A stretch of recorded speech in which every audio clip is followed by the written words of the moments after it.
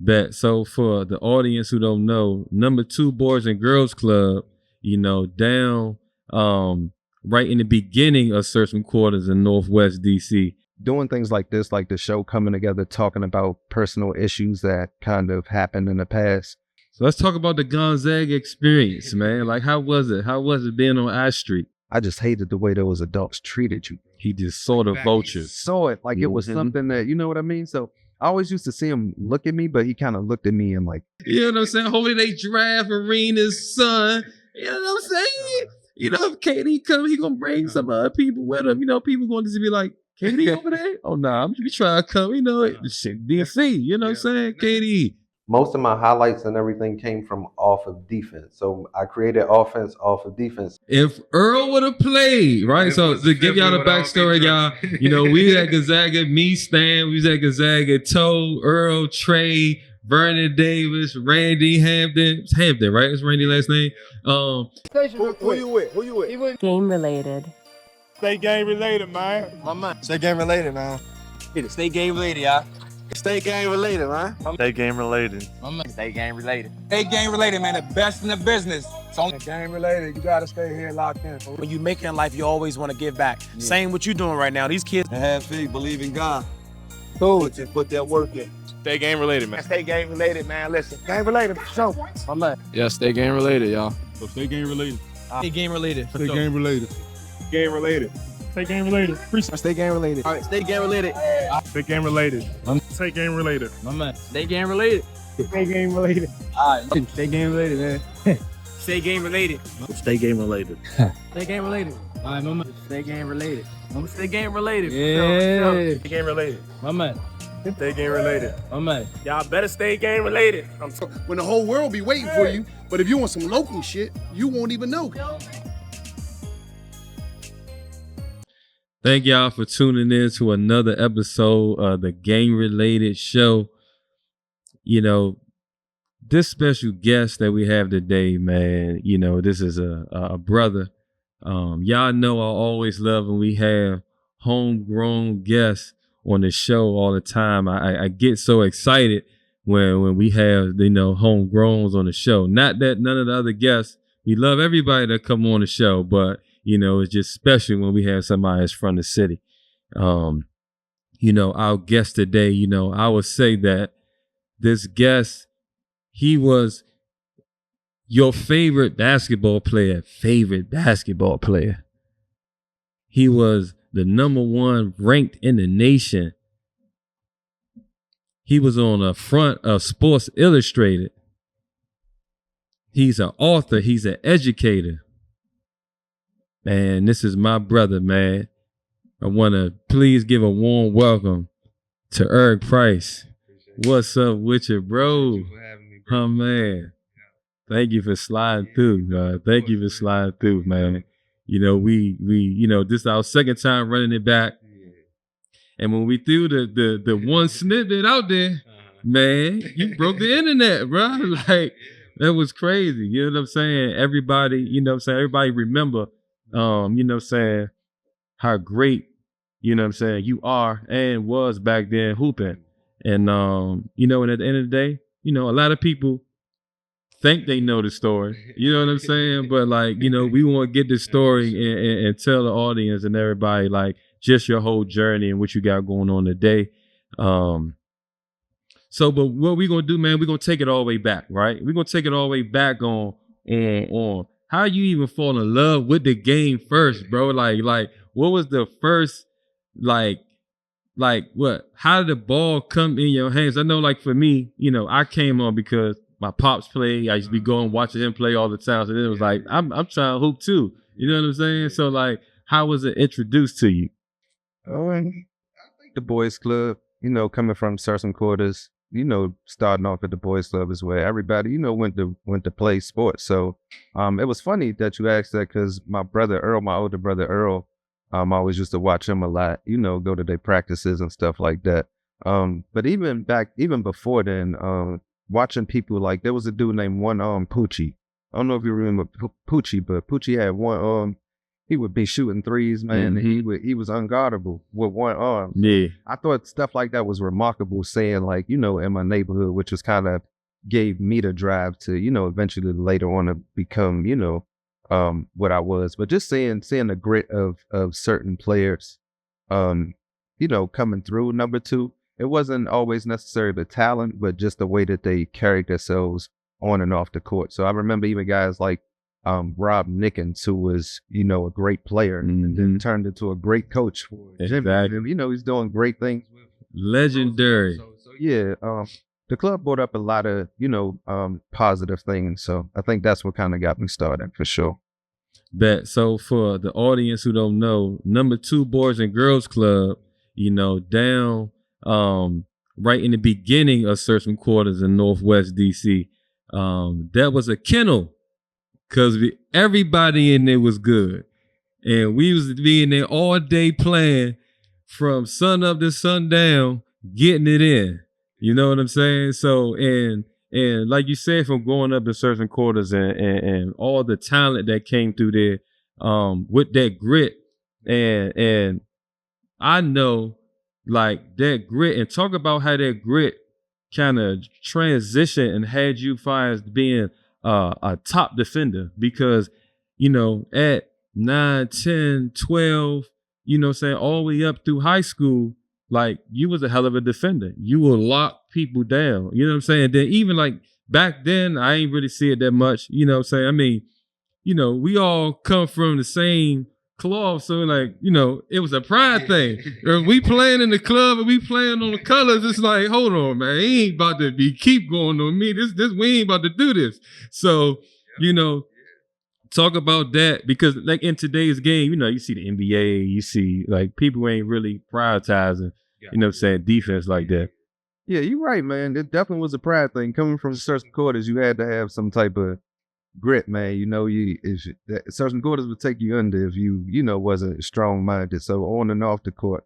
But I think about guys like Smoke and Iz. Yeah. 2 gangsters from my neighborhood. Everybody knows it. It's a well-known documented story. Smoke used to play basketball. Smoke had zero talent. Smoke wasn't letting you score. Yeah. So, you know, he would knock you out the head. He would do whatever he needed to do, but he was just happy to have a uniform. So I just, you know, I would look up to guys like that who, you know, wasn't very talented, but like I said, they took things personal. So I think coming from certain quarters and having to display that level of resilience kind of gave me the foundation and the background for, you know, my basketball skills, which was highly defensive. So, you know, it's a direct correlation between having to defend yourself in a neighborhood to playing basketball and, you know, developing a certain type of, you know, game. So I think that definitely came from being from. Yeah. Yeah, man. You know what? Being younger, man, I thought Iz was pretty good, bro. No, Iz was good. That's my man. He couldn't shoot. He could foul. Yeah. 5 fouls. 0 points. 0 assists. 5 fouls. That's what I learned it from. All right, man. So tell the audience, man, like when you start coming into your own, to being the number 1 player in the nation, to playing on the top AAU teams, you know what I'm saying, having all the most talented guys around you, you know, that today people know as no pro NBA athletes, but at that time they was looking at you. You know what I'm saying? Like, talk about that, being on Sports Illustrated, like as a kid. Yeah. Like, how did you process all that? Yeah, good question. I think so for those who don't know, I played on a team when we was 10 years old, with the likes of Ty Lawson, Roy Hibbert, Marcus Gayard, countless of players who, you know, went on to play professionally. Dante Cunningham, yes, was another great talent. Justin Castleberry, it goes on and on. I think me coming from the inner city and coming from DC in certain quarters, like it was the DC Blue Devils, but before it was the Silver Spring Blue Devils. So just a little history. It kind of started out in Silver Spring, but it kind of brought it to DC once I became a part of the DC Blue Devils for whatever reasons, for AU, you know, bargaining or, you know, whatever the case may be. Yep. But I think that played a big role in it because me coming from the neighborhood that I did, not to say that the other guys didn't, come from tough experiences and things like that, but most of those guys were from the outskirts of DC. So it was kind of heartfelt. Like I took things personal, which was kind of good and bad.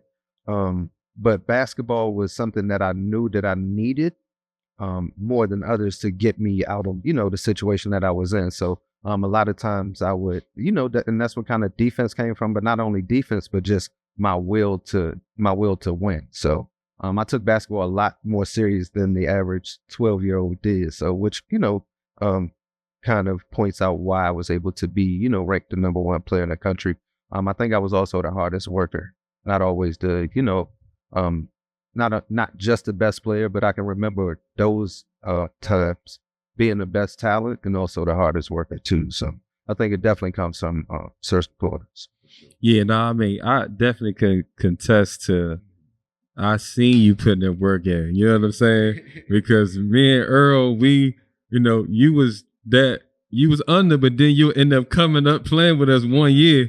So like if we 12 and under, you at 10 and under, and we watching y'all play, and it's like, man, he killing them, man. Like this is no competition. and then it just then that next year, then it's all 3 of us together, and then and I'm sorry, everybody know. We always won the championship in basketball. Maybe not in football, but in basketball, everybody. I'm sorry, y'all know. You know what I'm saying? All the clubs, 14, 10, 8, whomever. We killed y'all every year. Like, okay, let's put that out there. Yeah. But and tell the audience, right? So another 12-year-old watching, right? How was it like just the whole process being on Sports Illustrated? Like, walk us through, if you could remember, like, how was that though, bro? Like, you know what I'm saying? This is Sports Illustrated. Everybody in the world gonna see this. Like, how was it? Where did you go when you sat there? Like, who you meet during the time? You know what I'm saying? Just sitting there, really, they flicking it up, and you like, man, this about to be on Sports Illustrated, bro. Like, that's another great question, man. It's funny that you asked that. I was watching the movie, The Air, the other day, the Michael Jordan movie. And about 6 of those characters, like the main characters, the guys who portrayed the actual characters, I knew personally. So like, like Sonny Vaccaro, what's the guy from Nike? Don Crenshaw. I had personal relationships with these guys, but it was at a younger age. So when I watched the movie and found out how Sonny Vaccaro used to work for Nike and then, went to Adidas, that was kind of mind-boggling to me. And I didn't know that he discovered Michael Jordan. So, wow. Just an example was like, when you was talking, it was always kind of professional. Like, I remember those men, for instance, there was a guy named Kiki Vandaway when I went to ABCD camp. I just remember him always being like a tall stature type of guy, but he was just always involved with kids. He wanted to work kids out and, just have kids' best interest to me. So, it's saying, but yeah, a lot of those guys, Sonny Vaccaro, I've been to his house, swim in his pool, went to his garage. We got about 40 pair of Kobe Bryant shoes, just little stuff like that. But it was a rewarding experience for me for sure. But okay, one of the clips that we put out, right, from the first episode, where you were saying that, at this time, I'm the number 1 player, you know what I'm saying? I'm the hottest thing out here. And you have adults and you have people coming to you and they saying, hey, they want to be your agent. And at that time, now in today's, they say like it's these handlers that they have out here now, right? And back then, like, how was that? Talk about that time period of people trying to get you to be your agent or just trying to be of some type of influence. Mm-hmm. Yeah, great question. So now that I'm an adult, I kind of look back at it a lot.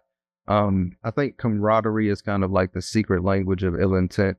And what I mean by that is that doing things like this, like the show coming together, talking about personal issues that kind of happened in the past, that kind of wipes out ill intent. So to answer your question, stuff like about NIL and all these guys or secret agents and things like that, I think is good for the NCAA because it kind of wipes that out.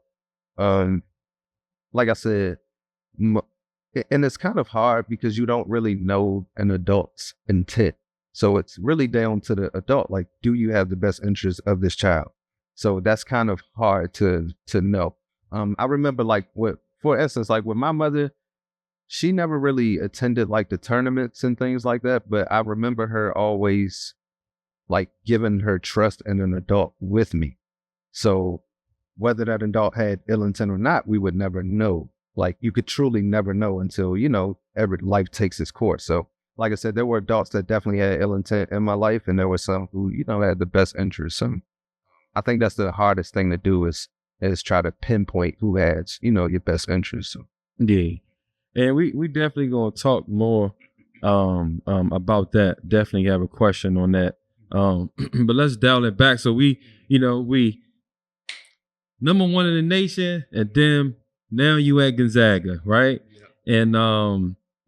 And like my co-host, my brother Stan said, he remembers vividly, times where you was on the court and just doing amazing things. And just, I remember, and we talked about it off camera before when, coming down the lane, faking behind the back, laying it up. And, everybody just at all is like, man, he's doing this. He's a freshman on the big stage in the best conference in the nation. And he's coming out playing like, I'm one of the guys. I'm not looking at it like, oh, I'm a freshman. Let me hold up. You know what I'm saying? Like, no, I'm here. You know what I'm saying? Like talk about that. And then I remember, from that summer, and when summer league was going, I remember everybody came in, Stan, Toe, Doug, Antoine, and I remember it's funny for me because in the summertime, our coach was my coach, right? So when I came in as a freshman, I played JV. So my JV coach was the summer league's varsity summer league coach. So I'm like, oh yeah, I know I'm getting me some time. This is my coach. I just played with him. I just did my thing. Like, yeah, man. And all of them came in.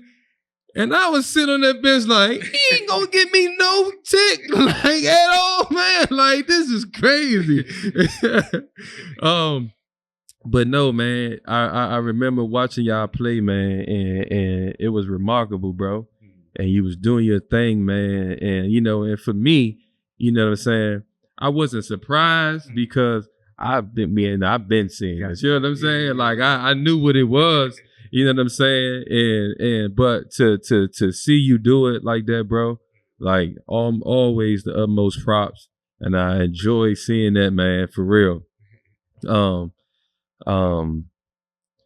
when we talked about the NIL, right? So how you think that NIL, what is your thoughts of it? Is it good? Is it bad? The NIL and the transfer portal. I mean, it's a good and bad to everything. You know what I mean? To be honest. And that's just an honest answer. Like, there's some good things to NIL. There's some bad things. One of the good things is that the kids are getting paid for their image and likeness, which is something that I always thought should happen. Back then when we were playing, it was happening under the table and, and stuff like that. So, yeah. I think the NCAA kind of came around to their senses with like, hey, this is kind of exploiting the child. So I think it's good in that sense. As far as like a student athlete, I think it can be bad for student athletes that don't really have the mentality that they should. Meaning like they can get paid and then just give up on basketball. I say that about the NBA all the time. If you pay close attention to the NBA, most guys do good their first 3 years, their rookie contract, even their second contract. By the third and fourth contract, they're focusing on want to take care of their money. So their play decline. So it's kind of like the same thing with NIL. Like, but like I said, it just kind of depends on the person that you are. If you play to play, then it doesn't affect you. But if you're one of those people who, I got this, now I need to do this, and it kind of gives the student athlete too much to think about at one time. I personally think that they should only be thinking about athletics and school. Like, you get a scholarship when we were young, so that's all we got. Exactly. That's what we worked for. So, but like I said, times have changed now. So I think it has its good and its bad for sure. Okay. I want to dial back again, right? So I want to go back. So we at Gonzaga. Then you leave Gonzaga, and then I know you went to a few schools, right? So Yeah. See, he never really talked about it. So yeah, I was, yeah. okay, yeah. So let's talk about the Gonzaga experience, man. Like, how was it? How was it being on I Street? Gonzaga was great. Gonzaga was the greatest school that I've ever attended. And I mean that. I've attended a lot of schools. Most people don't know the rich history of Gonzaga. Gonzaga and Certain Quarters is so well connected, and I talk about it in my book all the time. Gonzaga started Certain Quarters. It was St. Aloysius Church. They had these bunch of nuns that would move into Certain Quarters. So there was nuns that were living in Certain Quarters before residents. So one day the nuns go on vacation. All of the thugs come in, rob the nuns, take all their stuff. That's the beginning of Certain Quarters. So a lot of people Okay, I didn't know that. That's what I'm saying. Like, St. Aloysius Church was funded, or Certain Quarters was funded by St. Aloysius Church, which is, So I always thought that was remarkable. I never knew that until I got into, research and writing. But Gonzaga was great. It's truly a school that was meant for others. I think it's great that we're full circle now. I tell people all the time, man, and not to get in too deep about this, but going to schools like Dunbar and seeing me come from schools like Gonzaga, it was up and down. It was like night and day. Yeah. From athletics to academics to even the food, man. Like, I'm not sure what that is, but it's just, it's something about it. You know what I mean? So Gonzaga was definitely one of those schools I was proud to be a part of. And some people may know, some people might not know. The reason why I had to leave Gonzaga is because of AAU. Every school that I went to, there was a conflict between AAU and playing Summer League. So for Gonzaga, if you remember, I was doing very well. I played Summer League. I came in, there was no issues. As soon as the season ended, here comes AAU. Here comes the likes of Rob Jackson. Here comes the likes of Curtis Malone. And it's well documented. Some of those Gonzaga guys didn't like Curtis Malone at the time for whatever reasons. They wanted him to stay away, from me and my brother. So, like I said, it was an institution where you knew that you were going to be somebody. I think of people like that didn't play athletics, like my friend Morris Mitchell from Certain Quarters, who was very highly intelligent. God rest his soul. Even people like Tony Lewis, didn't play a lick of basketball, but are very successful people. So Yep. you look at stuff like that, and it's really, you have to understand, like, picking a school is so important, whether high school or college, because it sets the foundation for who you are. Gonzaga saved me. So I done been to a lot of places, but there's some things that Gonzaga has taught me that, I just kind of know. So, like I said, it's a great institution, and, they're still doing great things to this day. Okay. And then we spoke on camera, and I remember you saying you left Gonzaga, then went to Dunn, then was supposed to be at Blair, or was at Blair, but then you had committed to Memphis, right? So kind of get into that and just how that whole breakdown was. Yeah. Now that I look back at it, it was messed up, man. I was a kid. I didn't really, I'm enjoying basketball. It had a business aspect of it that NIL kind of wipes out now. But back then, man, you had people that just had ill intent. Like I said, I went to 5 different high schools. Most people thought that I didn't have good grades. I've had good grades all my life. Just small stuff from coaches having feuds with each other that I didn't kind of know about. Like, for instance, I went to Blair Academy, and then I was supposed to be playing with Luau Deng and Charlie Villanueva. That was a plan after Nike camp. They recruited me to come and play with them. I ended up not getting in that year, so I had to pick a school real quick, which is why I went to Dunbar. But the coach at Blair Academy at the time. Once I did get there, I was already committed to play for Memphis. John Calipari was well documented. Darius Washington had committed the year before. I committed right behind him. So it was all, in the news media outlets and things like that. And I can just remember going there and him just, bringing me to his office. And, I'm a kid, so I'm thinking he's my coach. He has my best interest. Well, he kind of told me like, hey, man, you need to reopen your recruit.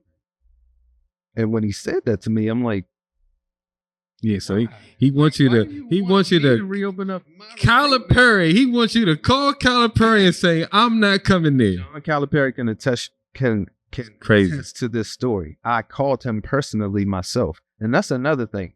I was so aware back then of like what people were trying to do. By my junior year, I was at my fourth school, so I got to calling coaches.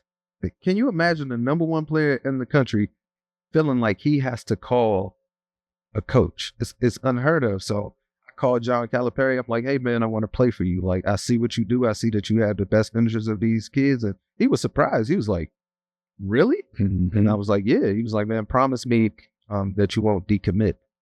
And I think about that a lot because the fact that he said that mixed with the fact that what Coach Mantegna told me, now that I'm an adult, that was pure ill intent. So I'm not sure that the relationship that they had with each other, how it kind of crossed or whatever, but I knew for sure that he did not like John Calipari. So I think that him asking me or kind of forcing me to decommit was kind of like his own personal feeling. So okay, and let's kind of dig a little more deeper into that right there. So you said when junior year or just around that time, now you're starting to understand like, okay, some of these people got ill intent, right? So not only ill intent, but power.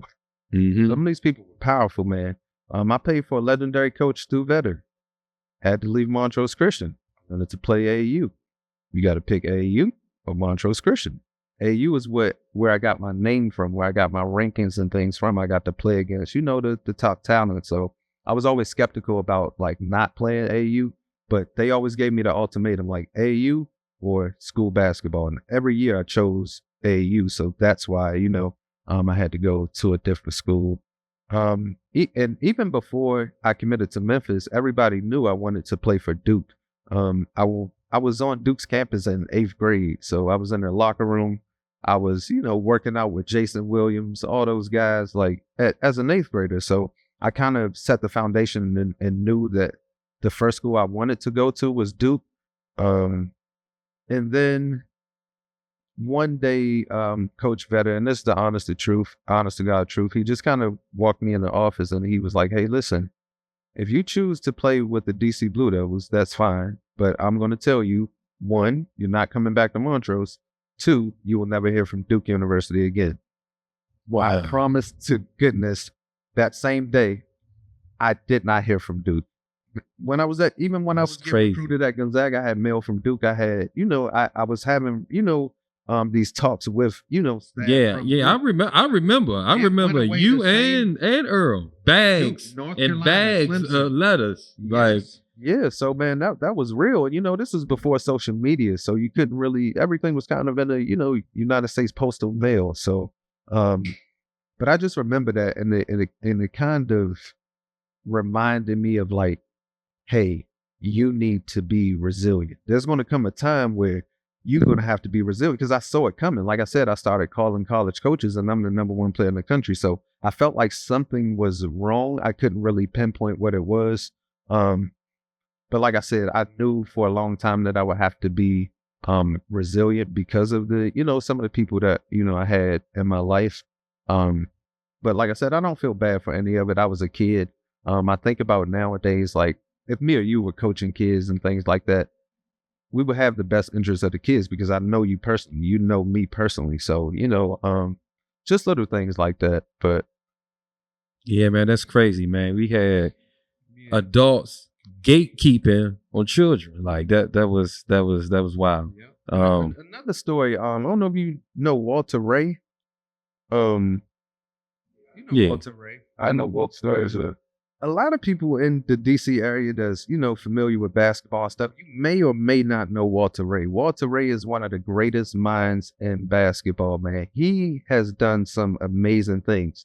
And the reason why I bring him up is because there were always a lot of coaches that were trying to get me to, play on their AU team or whatever. But Walter Ray used to always have this look with me. And there was like a look of like sadness, man. It was the way he looked at me. I can tell that he saw that there was something wrong. So as I got, into adulthood, I kind of formed a relationship with him. And he was like, man, I just hated the way those adults treated you. He just saw the vultures. Saw it like it was something that, you know what I mean? So I always used to see him look at me, but he kind of looked at me in like pity or like felt bad and stuff like that. Mm-hmm.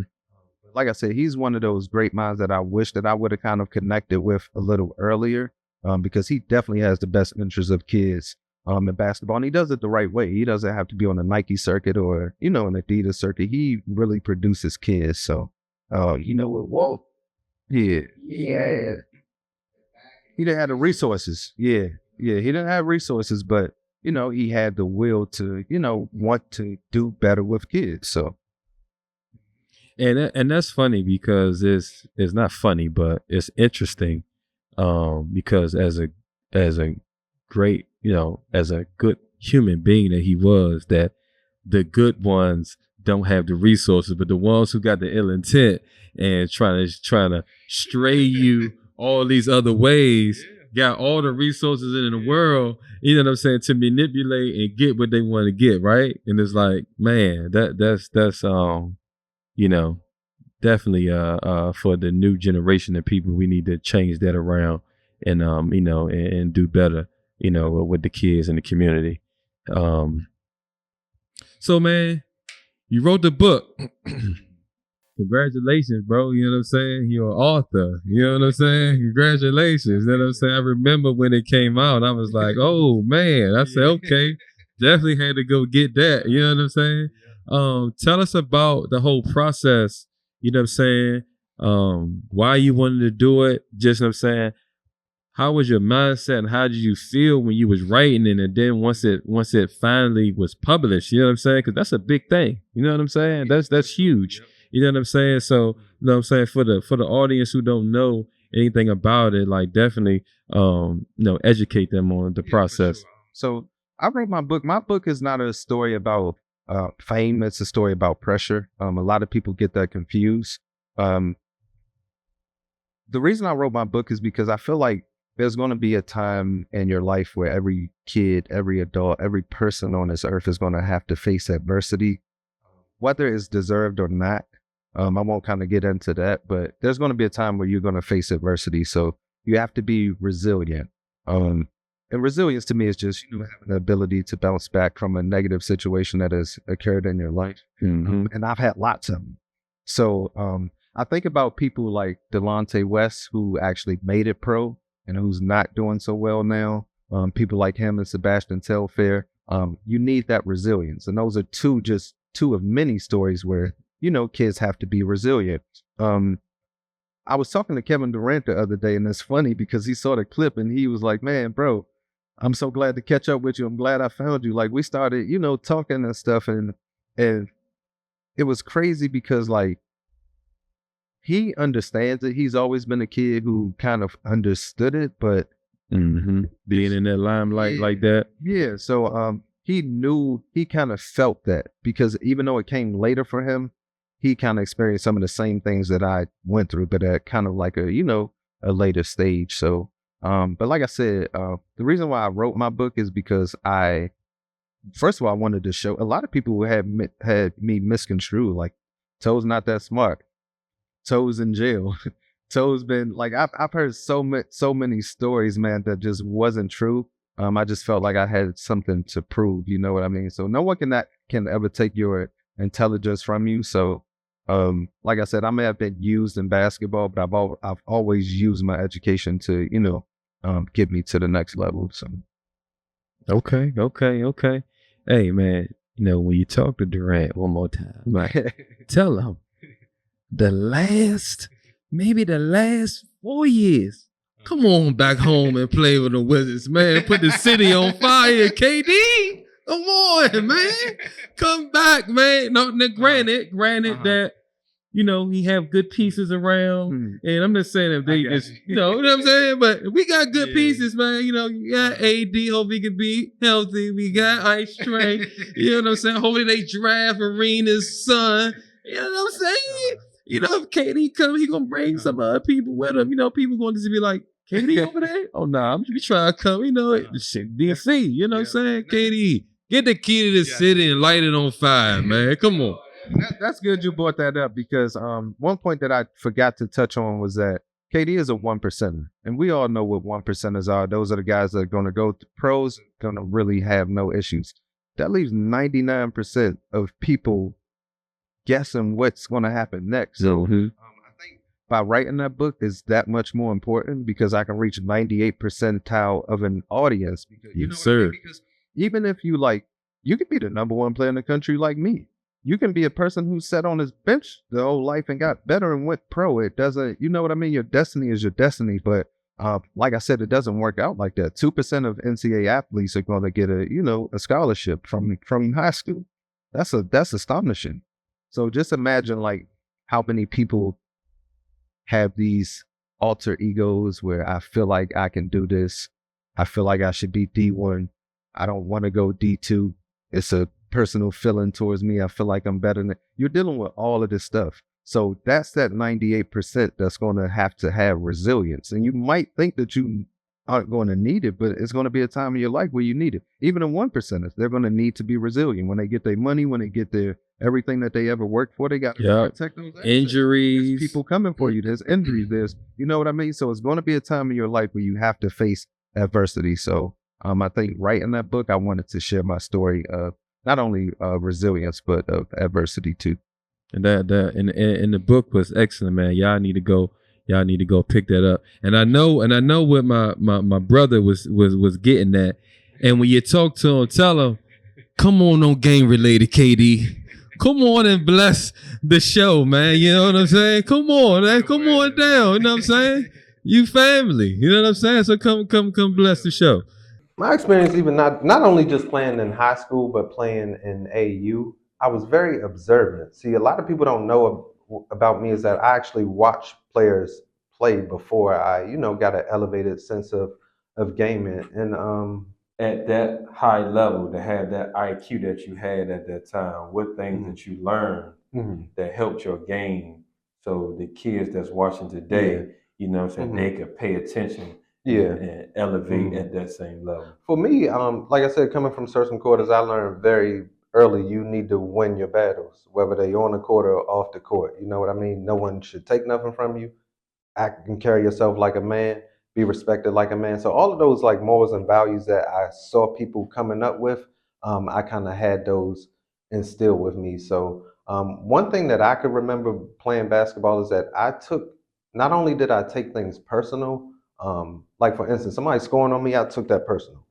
I'm gonna tell you hands down, I don't care what the play was, I'm picking you up 94 feet if you scored on me, because now it's like, it's a revenge thing. So back then I didn't really have any, I felt like I didn't have any friends on the court. I wasn't one of those persons who we're about to talk it up and I never was like that, man. So even with my teammates, like I would challenge them because this was important to me. Like I could just remember it being so important to me. Like nowadays, you see kids playing with each other or playing against each other, and they, on the phones with each other or social media is their best. I just wasn't that type of guy because I knew that there was a certain level that I needed to get to. DC basketball wasn't really on a map back then when I was, 10 years old. It was, but not how it is now. So I felt like always going in like those AU tournaments and stuff, like playing against Steph Curry, whose dad was in the NBA, all of Ryan Scott, whose dad was in the NBA. Like I felt some type of way about that. You know what I mean? And not like it was personal or anything, but I felt like these were guys who already had it made. So like I need to go and show who I am. So just some of those things kind of carried me through. When kids wasn't working, I was in the gym. A lot of people don't know I was a gym rat, man. They like, I love to perfect my craft. Defense was always came easy to me because all you needed was effort. So that was very easy for me. I had talent on the offensive end, but like I said, defense was just about, giving effort. So coming from where I came from had a direct correlation of the way that the way that I played, just like it shows in a lot of kids. Like I see the kid Aka from Detroit. He has a certain grit with his game, a certain pace to his game, and I guarantee you, it's from the city that he's from. That's kind of like that's embraced him. But hey man, sure. back then at that point, what would you say was like your best or your go-to move, right? So because I know, right, Earl, his best one was fast break, come down, pump. I'ma hold it right there for a little bit. Show it, yeah. Show it, and then I'm floating that thing because I'm telling you, we 9, we 8, and he was, and they go flying. He going there, I'm like, he about to hit it with that, and sure enough, they going over here, and he laying that thing up, and I'm like, man. So like at that time, I remember when Stan brought up, saying. Coming down the fast break, and you faked it behind the back, and dude win, and then you win and finished it all. Yeah. But like, at that time, it was, you had so much time that you could do anything. Like, but for you, what was your favorite move to go to? I think the around the back. My favorite go-to move was always off of defense. Like if you go back and you watch my tapes, most of my highlights and everything came from off of defense. So I created offense off of defense. So I really like when I could get a steal in the open court and then create a fast break where it's like a 2-on-1 or 3-on-2 situation. So with so many things that you can do, I just remember like in my head running those drills so much that I kind of knew already, what to do. So most of that, my go-to move was anticipation. Like for instance, if I get a skill and it's 2-on-1, I already know I'm about to fake it around my back because there's one play I need to freeze the defender. So I'm either going to throw it or I'm not. So if I don't see him move, I'm keeping it. If he moves, then I'm laying it up. So it was just a lot of reads and and stuff back then. Okay.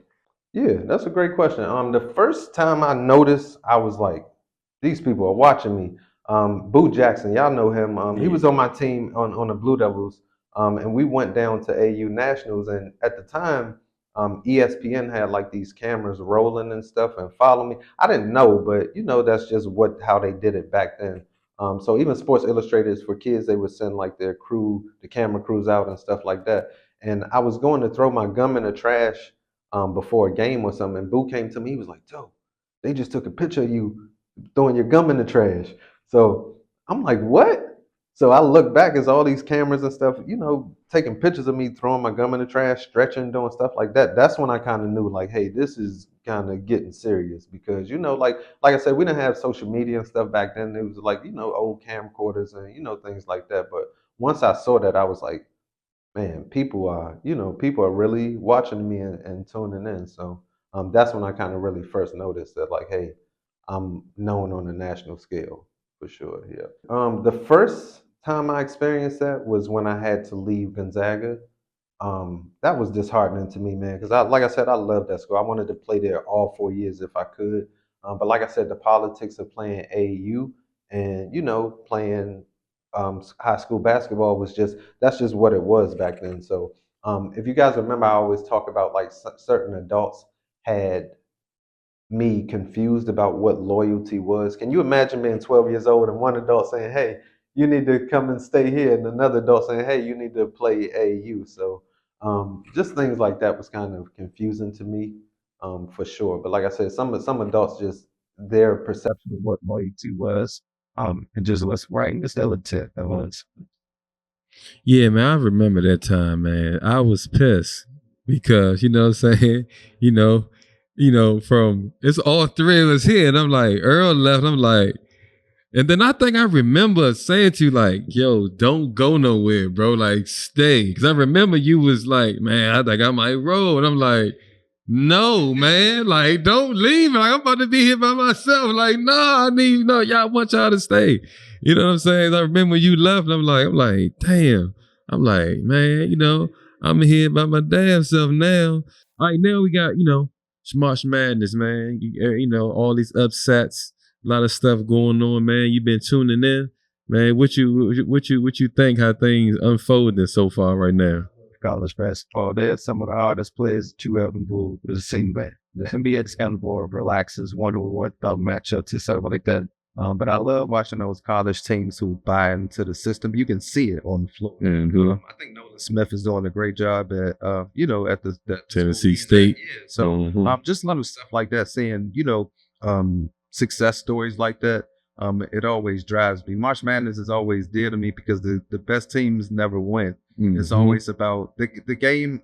Basketball is a game of runs. So the teams that usually play well are the teams that finish up strong or, you know, suffered a loss to where they grew and built and stuff like that. So it's definitely fun. I love the kid, A-Cuff. I think he's an amazing talent. So yeah, if I was a GM, I would definitely take him as the number taking one. The number one? Okay, taking the number one. Alrighty.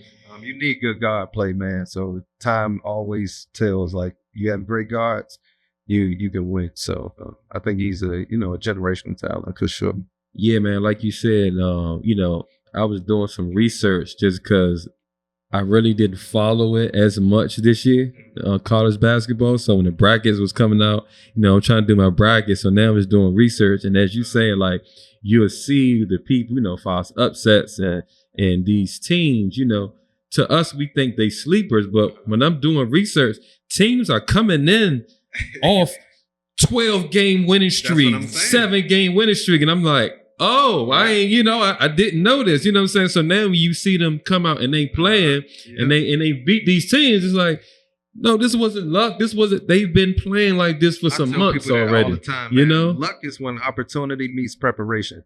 You might haven't saw these teams all year, but they have been preparing for this opportunity all year. For instance, Miami of Ohio. I still haven't seen them play it. Man, they lost. Yeah, they lost. Oh, man. But for instance, Travis Steele was my first college coach. A lot of people don't know that. And he was like that back then. He was always preparing for the big moment. So it's no coincidence that, you know, he went 30-0 and then, you know, ended up losing the game and, you know, things like that. He'd been trying to, you know, instill in himself back then. So he's doing an amazing job as well. But I just find that ironic because I remember him being my first actual college coach and he demanded perfection back then. So, yeah, you know, it's good to see for sure. So how do you think like social media and everything like play a part in basketball today, man? Like, is it a good thing? Is it a bad thing? I mean, you know, it's definitely good for the kids to, you know, use it as like a marketing tool. But at the same time, like, what's your thoughts on that? I think, like you said, I think it's good for marketing, but it sucks for an athlete, man. Can you just imagine, like, always going to social media? Like, and that's another reason why I was so good. I couldn't measure anybody. So me wanting to outwork people, I had to do that privately. I wasn't seeing other people work. I was just guessing, like, hey, I remember my coach, Rob Jackson, he always used to say, yeah, you want to be better than Sebastian Telfair, right? You want to play against him? Sebastian's in the gym. He didn't know if Sebastian was in the gym or not. It was a mental thing. So he was kind of, you know, building that mental morale. But like I said, social media, it rattles kids' brain. It gives you something to compare yourself to, and it kind of eliminates the work. You should be in a gym. I remember going down to Oak Hill Academy for a visit. Me, myself, Isaiah Swan, Brian Johnson, we were all in the minivan going down to Oak Hill together. And I looked at Zeke, Isaiah Swan, and I looked at Brian. I was like, y'all coming here? They was like, yeah. He was like, you coming here? I was like, hell no. He said, why? I saw a goat on the road, man. You know, I saw a goat walking down the street. I'm scared of animals, man. I'm like, I'm not coming here. What the hell is this? So, you know, but that's just an example of like locking in players who actually wanted to go for a better game to get better. They knew it wasn't nothing to do there. They knew, you know, you had to lock in, but all of those players who came from Oak Hill actually got better. It was a program to where, you know, wasn't much out there, but nothing but to do but be in the gym. So, you know, just little stuff like that. And when we talk about locking in, right, it made me think about, you know, for those kids that was locking in, that they had that extra influence, right? And we talked to our Kevin about how important the fathers were and stuff like that back then. And I remember you were saying like, you know, a lot of them kids, they was military, they was strict, they was, you know what I'm saying? So like, you know, talk about how important that was, you know what I'm saying? Because, you know, a lot of them had that, you know, and I definitely had that. And how you saying like, you know, if you were to have, you know, that person around, or it just ain't even have to be the dad, but just somebody who had the best interest to steer you in the right direction. Sure. Listen, I'm gonna tell you this, man. Nobody wants you to be more successful than your dad. That's for sure. I learned that by becoming a dad. I think about my kid all the time, and he's the one person who I want him literally to be better than me. Yes, sir. So, like to answer your question is all of the guys that I played, and this is so ironic, I'm not kidding. You can go back and do your research. Ty Lawson, Roy Hibbert, Dante Cunningham, Justin Castleberry, countless amount of others. All of those guys I remember vividly had their dads in their lives. Not only did they have their dads in their lives, those guys were military guys. I remember them going on base and, you know, having to pick them up and, you know, things like that. Fathers are extremely important, man. I never really had my father in my life, so it's kind of funny that I had to depend on certain adults because that void was missing. I didn't really have that guidance. So, you know, my mother, she was a single mother struggling in certain quarters. She just wanted the best for her kids. So, but like I said, fathers are extremely important, man. They help guide. They give you wisdom. Like I said, they want you to be better than them, so you don't ever have to worry about, you know, your dad having ill intent versus, you know, a coach and stuff like that. So back then, those guys had their fathers. So when I was going to, or we were going to, you know, the Peach Jam or AU Nationals, I was doing what I wanted to do, man. That's just the honest to God truth. I could go out, I could be with girls, I could do whatever I wanted to do. I kind of had the green light. And I kind of resent that a little bit, even with my brother. And I learned that from my brother because, as you know, he was telling adults what to do. Yeah. I'm not kidding, man. My brother was telling adults what to do. It was so crazy to me because I'm like, you're the adult. You're stupid. You listening to my brother. He's literally, and my mother used to get mad about it. She used to see some adults in the neighborhood like, he's 16. You don't let him tell you what to do. And my brother was always, you know, one of those type of people. So I just think that that's, you know, remarkable, man, for sure. Tell the audience, man, like, so a kid, their family, that's young phenom, that is all world and is getting this pressure and everybody coming towards them, like, give them some advice, you know what I'm saying, what to look for and how to handle the pressure and everything they might be going through, because you went through it at a younger age. And let's say if another kid is going through the same thing, and how to deal with something like that. Yeah. Find what you love and be passionate about it. A lot of times people wanted me to go to the NBA. That was never really a goal of mine. I'm just being honest. I've never had aspirations of ever going pro. My biggest aspiration was I wanted to get to a good school. I wanted to graduate college. I wanted to have a wife and a happy life and do what I'm doing now, which is what I'm doing. So I think that that's important. You have to find your why early. I'm not sure how it is now, but like, when I was going to schools like Blair Academy, you couldn't just play like one sport. You had to play two.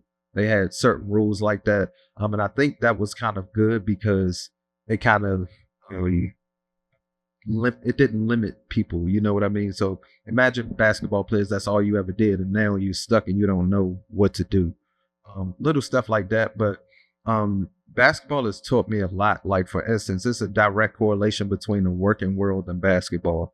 I say that all the time. Like, for instance, like at my job now, I'm one of the hardest workers. I'm one of the best employees. And it's a coincidence because, you know, I took pride in being ranked the number one player. I took pride in defense, little stuff like that. So it's always a direct correlation into like the working world. So just use basketball. Don't let it use you. A lot of people get caught up into it. Like I said, they don't know what to do afterwards because, you know, that's all that they ever, you know, wanted to do was play basketball. So I would just say find your why and just love something and love it passionately, for sure. Okay. And then, you know, we had Trey on the show, right? And we asked Trey the same question, right? The what if. So if Earl would have played, right? If So it was to a give fifth, y'all we the would all be backstory, y'all, drunk. you know, we was at Gonzaga, me, Stan, we was at Gonzaga, Toe, Earl, Trey, Vernon Davis, Randy Hampton. It's Hampton, right? That's Randy last name. They was at Dunbar, so they won their side, we won outside, and we played in the city title championship, right? But Earl didn't get to play, just doing something crazy. And but so honest opinion, what did you think if Earl would have played? How you think that whole championship, that city title game? Trey, you're my brother. I love you to death, but you're wrong, man. They still would have beat us. Like I said, luck is when opportunity meets preparation. You guys were prepared the entire time. I played for Dick Myers. I know what it's like. So just seeing like the preparation for that week up to that, people's mentalities, people's mindsets, and things like that. The game was already won. We were unorganized. We were talented, but anybody could see, coming in that this is a well-coached team. So I don't think it would have mattered because we wouldn't have had the ability to kind of withstand the X's and O's that Dick Myers was, putting down. A lot of coaches didn't. So not to, downplay Rizzo Roach. He was a pretty good coach. But like I said, you guys won that game weeks ago. You know what I mean? Y'all were doing stuff that we wasn't doing. You know what I mean? And Earl, like, that's my brother, God rest his soul. Trey will tell you, Earl did not come to practice. There was not one time he did not come to practice. Bro, I'm telling you, I've never seen nothing like it. This is my brother. I love him to death. And the coach didn't say nothing about it. He gonna start. He didn't work out. He not lifting weights. Like, none of that. He was just one of those. Earl didn't even stretch. Have you seen Earl stretch before? Nope. He never stretched in his life, right? So, like, little stuff like that, man. But it's the little things that I tell people that wins games. So a lot of my games are won beforehand too, because it was a mental thing. Like, mental preparation. If I'm working out or if I'm warming up and I see the other team, y'all keep watching me, I won already. Like, you worried about me, so I'm going to use that, to the best of my ability. But just mental stuff like that. But no, we had no chance. We had no chance for sure. Yeah, man. Out coach, well coach, like, you know what I mean? Yeah. For instance, Dick Myers knew how to utilize his timeouts, and if you paid attention to that game, he called one timeout the whole game. You know what I mean? So just little stuff like that. But I knew for sure that it would have been closer for sure because Earl was a game manager. Yeah. So that kind of would have outlandered some of the defects in coaching. But man. And Trey gonna laugh when he see this, man. There was one time, let me tell you how important it is to have intelligent adults, like, in a room, man. We were playing for DC Assault. I'm not gonna say the coach name, but it wasn't Curtis Malone. It was an assistant coach at the time. So we in a huddle, and Curtis had to do something. He had to step away, take a phone call or something. And one of the coaches stepped in. We didn't really know him like that because he was kind of like a quiet dude. He was just real observant. So he got real hyped one day, and he was like, we were down at halftime or something. He was trying to basically motivate us. All we heard him say was, "Hey, the motherfucker bud here."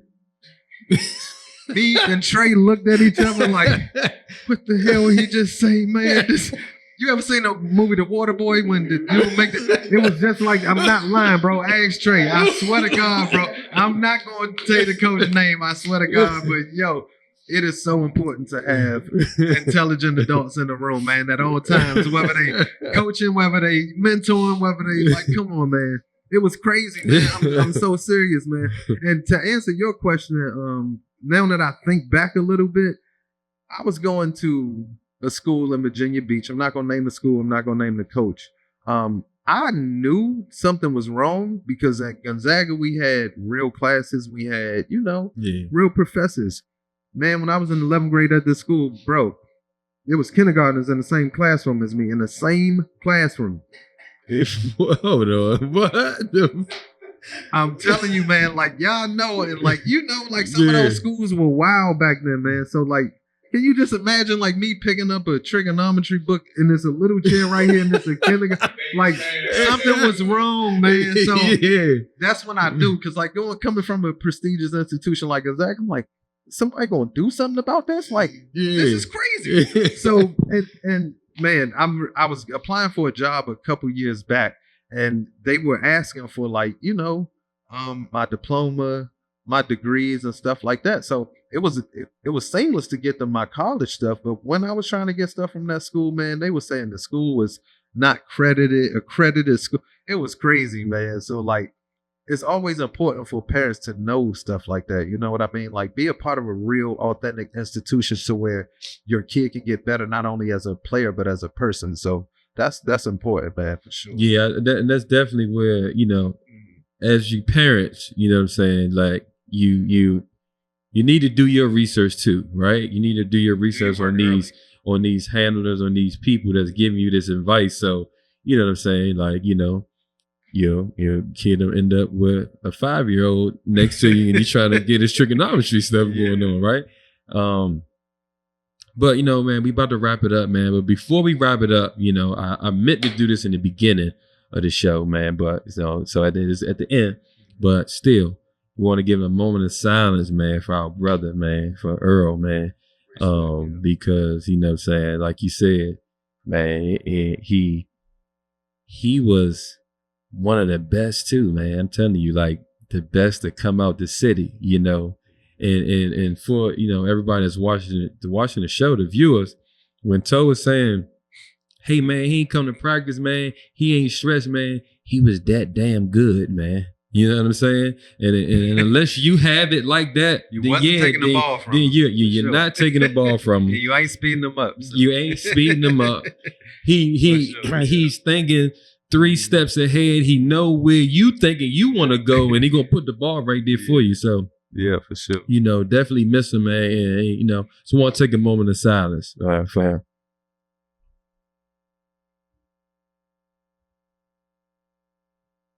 Definitely, Earl, man. We love you, bro. For sure. And peace, bro. Man, that ends another session, another episode of Game Related, bro. Thank you for coming through, bro. Me, bro. You know what I'm saying? Oh, and let the audience know, man, where they could get the book and anything else that you wanted to talk about, man. You got coming up, you got going on.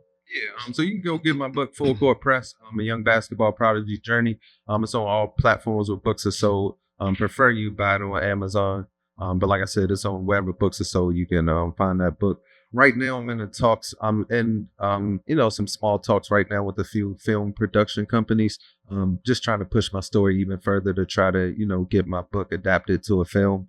So that's kind of like some of my short-term goals right now. But I think every kid, like I said, needs to hear my story, because my story is not a story of fame. It's a story of resilience. So I really think that it's important for especially parents, single parents, for sure, that are not kind of guided and don't really, have the wisdom.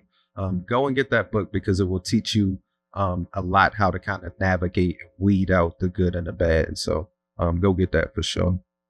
All right, man. Thank y'all for coming through. And tell them stay game related. Stay game related. Stay game related.